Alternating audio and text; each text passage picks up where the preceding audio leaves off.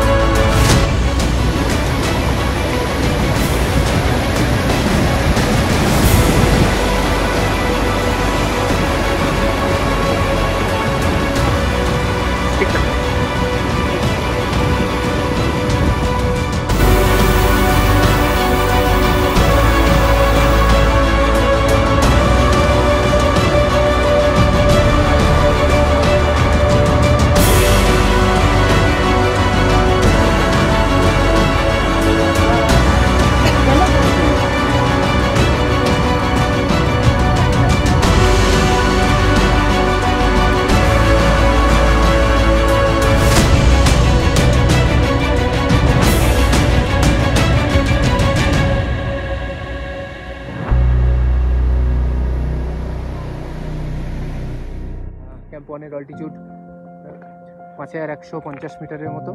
এখান থেকে আমরা ক্যাম্প 2 যাব। লোড ফেরি স্টার্ট হয়ে গেছে।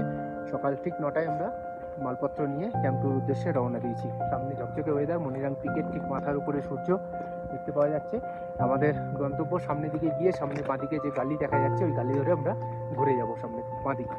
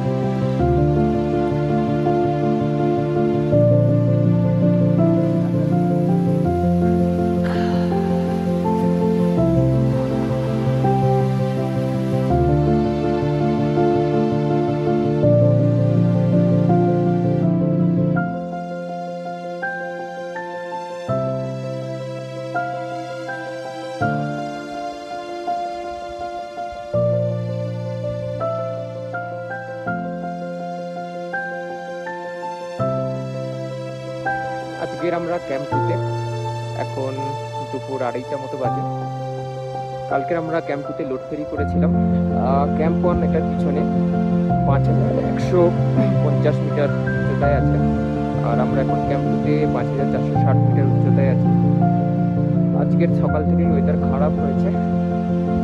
কালকের আমাদের প্ল্যান আছে ক্যাম্প 3-তে মুভ করার। ক্যাম্প 3 আমরা ওই রুটে পিছনে মুভ করবো। দেখা যাক ওয়েদার সেই অনুযায়ী আমরা ক্যাম্প 3 যাব।